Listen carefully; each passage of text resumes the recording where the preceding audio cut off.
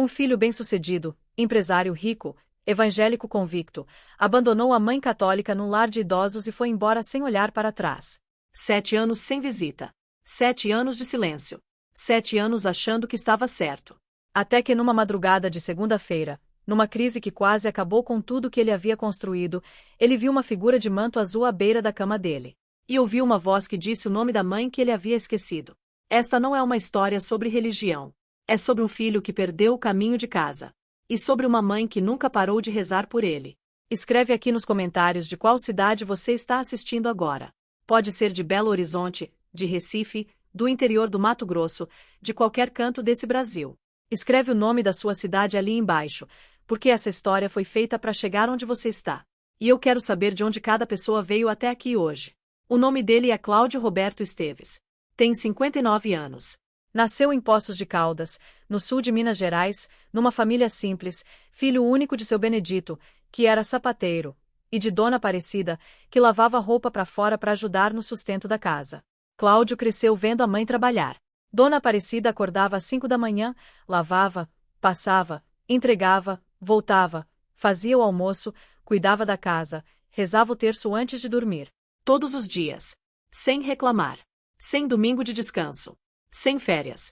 Com aquela disposição quieta de mulher que aprendeu que a vida é o que você faz com o que tem, e que o que ela tinha era fé, saúde e vontade de trabalhar. A fé de Dona Aparecida era tão constante quanto o trabalho. Ia à missa toda domingo.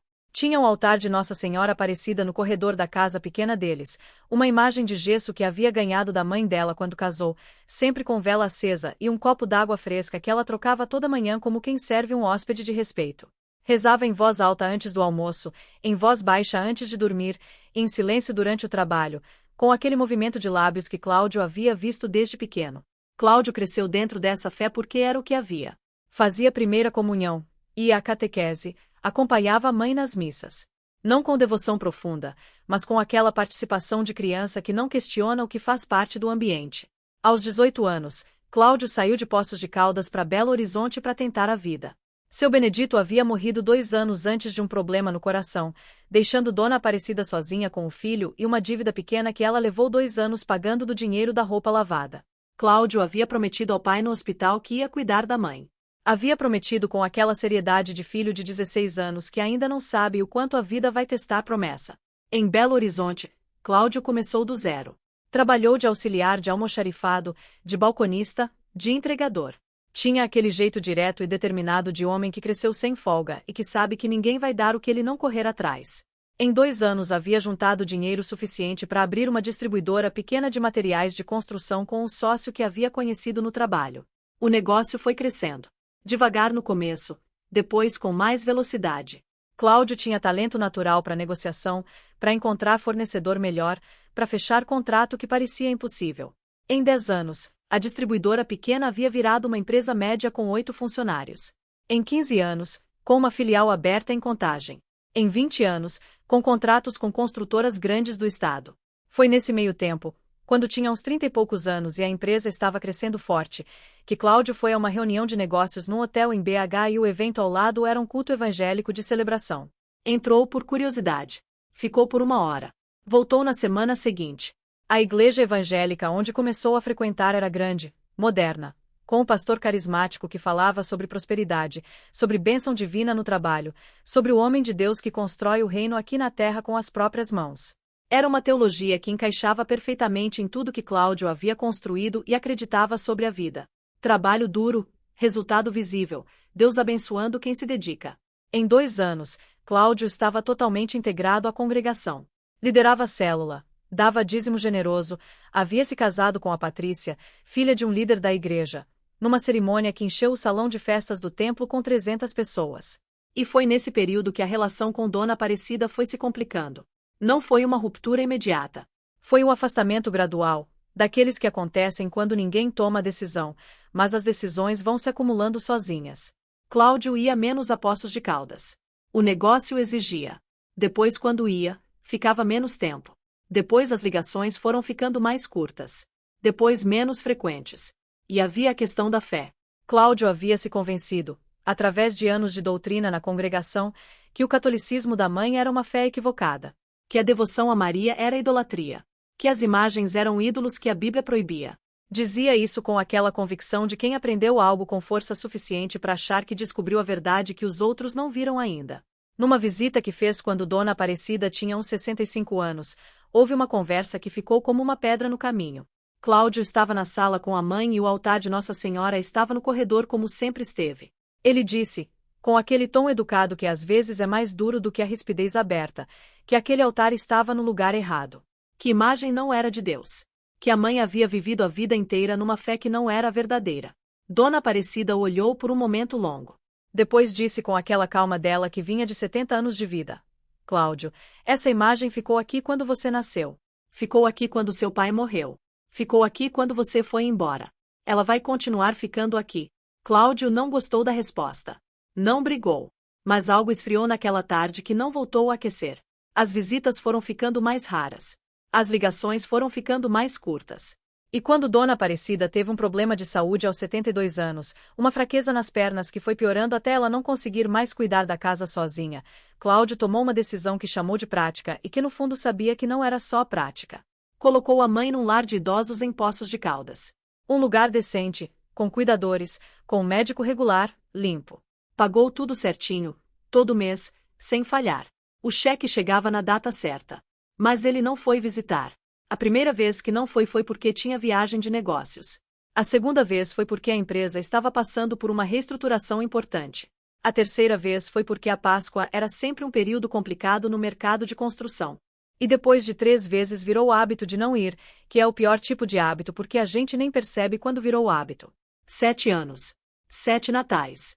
7 aniversários de Dona Aparecida. 7 períodos de Páscoa. Cláudio não foi uma vez. Ligava. Às vezes. Conversas de 5 minutos em que Dona Aparecida dizia que estava bem, que a comida era boa, que as cuidadoras eram gentis, e em que Cláudio dizia que estava muito ocupado mas que em breve ia aparecer. Em breve que nunca chegava. A Patrícia havia tentado por um tempo. Cláudio, você precisa visitar sua mãe. Ele sempre tinha uma resposta prática. Ela está bem cuidada. O lar é bom. Ela não precisa de mim lá, ela precisa de cuidado, e eu estou pagando cuidado. A Patrícia havia parado de tentar depois de uns 2 anos. Havia entendido que aquela não era uma conversa que ela conseguia ter com o marido. Havia rezado por conta própria e havia deixado. Não porque concordava. Porque havia aprendido que algumas coisas só Deus resolve. O negócio de Cláudio continuou crescendo durante esses 7 anos. Abriu mais 2 filiais. Fechou contratos grandes. Comprou um apartamento em Savassi, o bairro nobre de BH. Comprou uma chácara em Nova Lima. Viajou para a Europa 2 vezes com a Patrícia. Levou os filhos, o Vinícius e a Beatriz, agora adultos, em viagens para Estados Unidos. Por fora, tudo em ordem. Por dentro, havia uma coisa que Cláudio havia aprendido a não olhar. Como se aprende a não olhar para um quarto escuro quando você sabe que tem algo lá que não quer ver. Em março de 2024, a empresa entrou numa crise que Cláudio não havia previsto. Um contrato grande com uma construtora que havia falido deixou uma dívida no balanço que comprometeu o fluxo de caixa das 3 filiais. O banco que havia financiado a expansão começou a pressionar. Funcionários começaram a ser demitidos. O sócio que estava com ele desde o começo pediu para sair da sociedade, não de forma ruim, mas saiu. Cláudio estava lidando com aquela crise do jeito que sempre havia lidado com cada problema da vida. No controle. Gerenciando. Encontrando solução. Mas essa era maior do que as anteriores, e pela primeira vez em muitos anos, ele estava sentindo que o controle podia escapar. Dormia mal. Acordava às 3 da manhã com a cabeça cheia de número, de prazo, de conversa que precisava ter com o banco, com o fornecedor, com o advogado. A Patrícia dormia ao lado, ele ficava de olhos abertos olhando pro teto. Numa segunda-feira de março, acordou às 2h40 da manhã com o coração batendo de um jeito diferente. Não era coração de ansiedade que ele conhecia. Era diferente. Mais lento em alguns momentos, depois rápido. Ficou deitado tentando regular a respiração. Não conseguiu. Sentou na beira da cama. O quarto estava escuro. A Patrícia dormia do lado. Cláudio ficou ali com as mãos no joelho sentindo aquele coração irregular e pela primeira vez na vida adulta sentiu um medo que não tinha nada a ver com o negócio, com dívida, com banco. Era o medo simples de pessoa que percebe que pode estar com um problema de saúde. E que junto com esse medo, no escuro do quarto de Savassi com os móveis caros e o apartamento no 12º andar, veio outro medo embaixo do primeiro.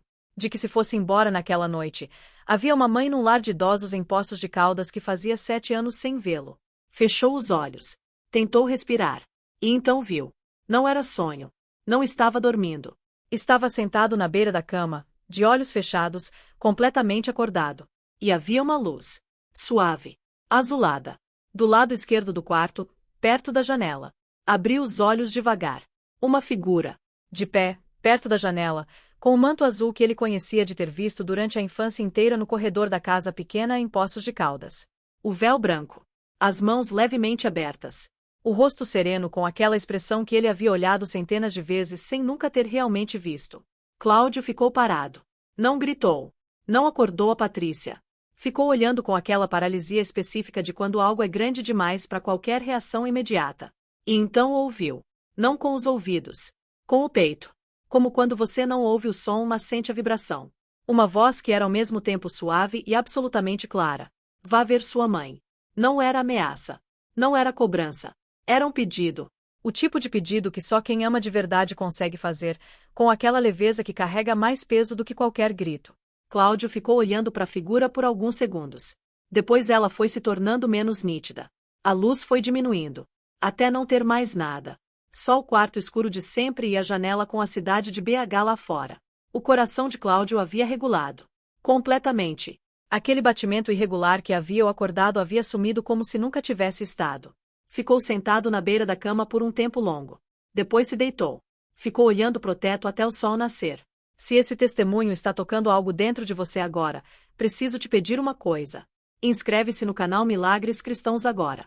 Aperta o botão de inscrição, ativa o sininho para não perder nenhum vídeo.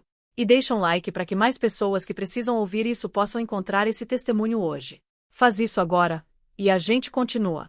Às 6 da manhã levantou, foi até a cozinha. Fez café. A Patrícia desceu meia hora depois e o encontrou sentado à mesa com a xícara na frente, olhando para a janela. Aconteceu alguma coisa? Ela perguntou. Cláudio ficou em silêncio por um momento. Depois disse: Eu preciso ir ver minha mãe. A Patrícia ficou parada. Olhou para o marido com aquela expressão de mulher que ouviu algo que estava esperando ouvir há muito tempo mas que já havia quase parado de esperar. Não disse nada. Foi até a cafeteira, pegou uma xícara e sentou na cadeira ao lado dele. O que aconteceu? Ela perguntou em voz baixa. Cláudio contou. A madrugada, o coração, a figura, a luz, a voz. A Patrícia ouviu tudo sem interromper. Quando ele terminou, ela ficou quieta por algum tempo. Depois disse: Eu rezo pela sua mãe todo dia, Cláudio. Há anos. E rezo para que você fosse até ela. Cláudio a olhou. Ela estava chorando sem fazer drama, as lágrimas descendo quietas do jeito que ela chorava. Eu sei que fui errado, ele disse. A frase saiu simples assim, sem elaborate, sem explicação. Só a verdade nua. A Patrícia colocou a mão na dele. Então vai, ela disse. Vai agora. Cláudio foi naquele mesmo dia. Saiu de BH às 10 da manhã, chegou em Poços de Caldas ao 12:30. Entrou no lar de idosos pela primeira vez em 7 anos. O corredor cheirava ao cheiro específico de lugares assim, uma mistura de limpador com alguma coisa que não tem nome mas que qualquer pessoa que visitou alguém num lar conhece. A cuidadora que o recebeu, uma mulher de uns 45 anos chamada Simone, o olhou com aquele olhar profissional que não demonstrava julgamento mas que demonstrava reconhecimento. O senhor é o filho de Dona Aparecida. Sou, Cláudio disse. Ela ficou quieta por um segundo. Depois disse: Ela fala do senhor todo dia. Cláudio sentiu aquilo no peito como se fosse físico. Simone o levou até o quarto de Dona Aparecida. Era um quarto simples, limpo, com a cama, uma cômoda, uma poltrona, uma janela dando para o jardim interno. E na cômoda, Cláudio viu primeiro uma imagem pequena de Nossa Senhora Aparecida. Manto azul, com uma velinha acesa ao lado.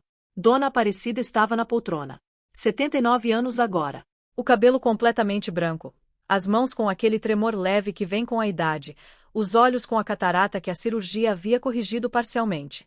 Mas quando ele entrou pela porta, ela levantou os olhos, e Cláudio viu que aqueles olhos o reconheceram na hora. Cláudio, ela disse. A voz mais fraca do que ele lembrava, mas o nome saiu com uma clareza que atravessou os 7 anos de uma vez. Ele não conseguiu falar. Atravessou o quarto, se ajoelhou do lado da poltrona, e pela primeira vez desde que tinha os 18 anos, colocou a cabeça no colo da mãe como filho faz quando precisa de mãe. Ela colocou a mão no cabelo dele. Aquela mão trêmula, leve, com o peso de 79 anos e de 7 anos esperando. E não disse nada. Só ficou com a mão no cabelo do filho que havia voltado. Cláudio chorou. Não o choro controlado de homem de negócios que administra a própria emoção. O choro de filho. Aquele que não escolhe a hora, que não pede licença, que vem do lugar mais fundo que existe. Dona Aparecida ficou com a mão no cabelo dele até o choro ir diminuindo. Depois disse com aquela voz baixa dela: "Eu sabia que você ia voltar. Nunca parei de rezar por você." Cláudio levantou o rosto. Olhou para a mãe. "Mãe, eu preciso pedir desculpa. Por 7 anos. Por tudo que eu disse sobre a sua fé. Por ter colocado você aqui e sumido. Por tudo." Dona Aparecida o olhou com aquela expressão que mãe tem quando o filho finalmente entende o que ela sempre soube. Não havia acusação naquele olhar. Havia só aquele amor que não tem condição, que não expira, que não guarda conta. "Já está perdoado, filho," ela disse simplesmente. "Já estava antes de você pedir." Cláudio ficou com a mãe até às 5 da tarde naquele dia. Conversaram por horas. Não sobre a crise da empresa, não sobre negócio, não sobre doutrina religiosa. Conversaram sobre o pai que havia morrido cedo demais. Sobre os anos em que ele havia crescido e ela havia trabalhado. Sobre coisas pequenas que ele havia esquecido e que ela lembrava com aquela memória específica de mãe que guarda tudo que tem a ver com o filho. Numa hora, Cláudio olhou para a imagem de Nossa Senhora na cômoda. A mãe viu o olhar. "Ela me acompanha desde que casei com seu pai," Dona Aparecida disse. "Quando ele morreu, eu ficava muito na frente dela. Ficava horas. Não sei explicar, mas me fazia bem." Cláudio olhou para a imagem por um tempo. Manto azul. Véu branco. A mesma expressão que havia visto na madrugada anterior no quarto em BH. "Mãe, ontem de madrugada eu vi ela," Cláudio disse. Dona Aparecida ficou quieta. Não demonstrou surpresa. Ficou quieta com aquela calma de quem ouviu algo que confirma o que já acreditava. "Ela disse para eu vir te ver," Cláudio continuou. Dona Aparecida fechou os olhos por um segundo. Quando abriu, havia lágrimas. Mas era aquele choro diferente. O choro de quem recebeu resposta de uma oração que fazia muito tempo que rezava. "Eu pedi para ela trazer você de volta," ela disse. "Todo dia. Eu pedia. Todo dia." Os dois ficaram em silêncio por um tempo. O sol da tarde entrando pela janela do quarto pequeno. A velhinha acesa ao lado da imagem. Cláudio voltou em Poços de Caldas no final de semana seguinte. E no seguinte, a Patrícia foi junto na terceira visita e ficou conversando com Dona Aparecida por 3 horas enquanto Cláudio caminhou no jardim do lar pensando. A crise da empresa foi resolvida ao longo dos meses seguintes, não completamente, não de uma vez, mas resolvida. Um banco diferente abriu crédito. Um cliente novo grande apareceu no momento certo. As demissões pararam. A reestruturação foi dolorosa, mas funcionou. Cláudio continuou sendo evangélico. Continuou frequentando a congregação que frequentava. Continuou com a fé que havia construído. Mas havia algo diferente que os que o conheciam bem percebiam sem conseguir nomear completamente. Uma humildade que não estava lá antes. Uma disposição de ouvir que havia substituído aquela certeza rígida de quem acha que chegou. Numa conversa com o pastor da sua congregação, ele contou o que havia acontecido naquela madrugada. O pastor ouviu com atenção. Depois disse: "Cláudio, eu não sei como interpretar teologicamente o que você viu. Mas sei que o resultado foi você voltar para sua mãe. E fruto bom não vem de árvore ruim." Essa frase ficou. Numa das visitas em Poços de Caldas, Cláudio perguntou para Dona Aparecida se ela precisava de alguma coisa. Ela ficou quieta pensando. Depois disse: "Quero ir à missa uma vez. Faz tempo que não vou. As pernas não deixam mais eu ir sozinha, e o ônibus do lar só vai no primeiro domingo do mês." Cláudio foi buscá-la no domingo seguinte. Ajudou ela a se vestir, colocou ela no carro, e a levou à missa da paróquia onde ela havia sido batizada 79 anos atrás. Ele entrou com ela. Sentou ao lado dela no banco. E ficou ali durante toda a missa. Não como quem está visitando território estranho. Como filho que está sentado do lado da mãe porque é onde um filho deve estar. Quando o padre levantou a hóstia durante a consagração, Cláudio olhou para o altar. E no rosto do padre, naquele momento específico, viu uma serenidade que lembrou outra coisa. Que lembrou a madrugada. A luz azul. A figura. A voz que disse o nome da mãe. Não entendeu tudo. Não precisava entender tudo. Havia aprendido com 59 anos que algumas coisas são maiores do que entendimento, e que a resposta mais honesta para esse tipo de coisa não é explicação, é gratidão. Depois da missa, Dona Aparecida quis ficar um tempo na frente da imagem de Nossa Senhora que ficava na entrada da paróquia. Cláudio ficou ao lado dela. A mãe rezava em voz baixa, com aquele movimento de lábios que ele havia visto durante toda a infância sem nunca ter parado para prestar atenção de verdade. Agora prestava. Quando a mãe terminou, olhou para ele e disse: "Você quer rezar?" Cláudio ficou olhando para a imagem por um momento. O manto azul, o véu branco, o rosto sereno. "Não sei as palavras", ele disse. Dona Aparecida pegou a mão do filho. "Eu te ensino", ela disse simplesmente.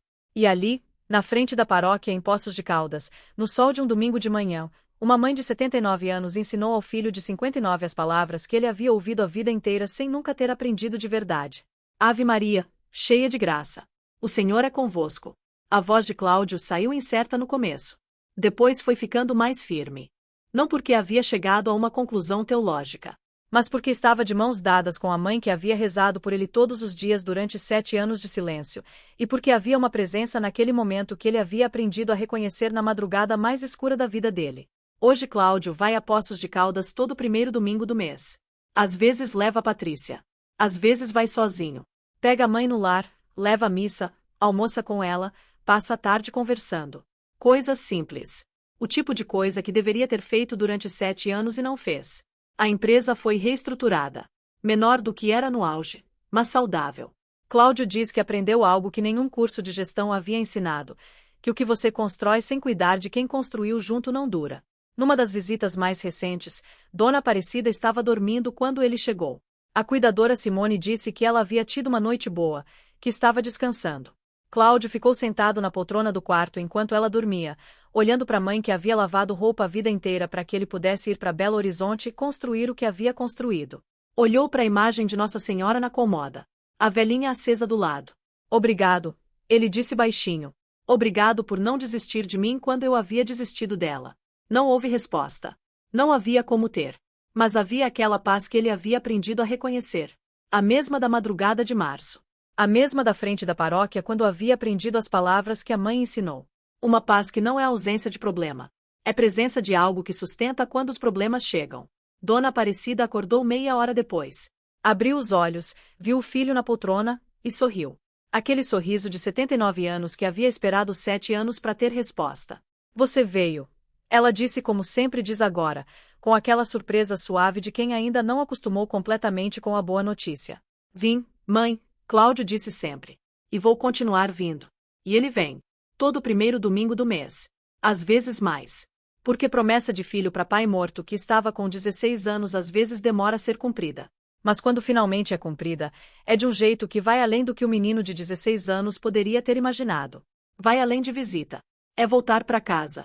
Se você chegou até aqui, até o final dessa história, faz uma coisa por mim agora. Escreve nos comentários as palavras "eu vou continuar vindo." As palavras que um filho que ficou 7 anos longe começou a dizer toda vez que se despede da mãe. Quero ver quantos corações essa história alcançou. E toda vez que eu ler essas palavras nos comentários, vou saber que mais uma pessoa entendeu que nunca é tarde demais para voltar para quem você deveria ter ido há mais tempo. Inscreve-se agora no canal Milagres Cristãos. Aperta o botão de inscrição, ativa o sininho para não perder nenhum vídeo, e deixa um like para que mais pessoas possam encontrar esse testemunho hoje. Compartilha com aquele filho que está distante da mãe. Com aquele homem que acha que pagar as contas é o suficiente. Com quem precisa ouvir que presença não tem substituto. Com quem tem uma mãe ainda viva e que ainda dá tempo. E não esquece. Escreve aqui embaixo de qual cidade você está assistindo. Quero saber de onde cada pessoa veio até aqui hoje. Que Nossa Senhora continue abençoando e protegendo você e a sua família. Amém.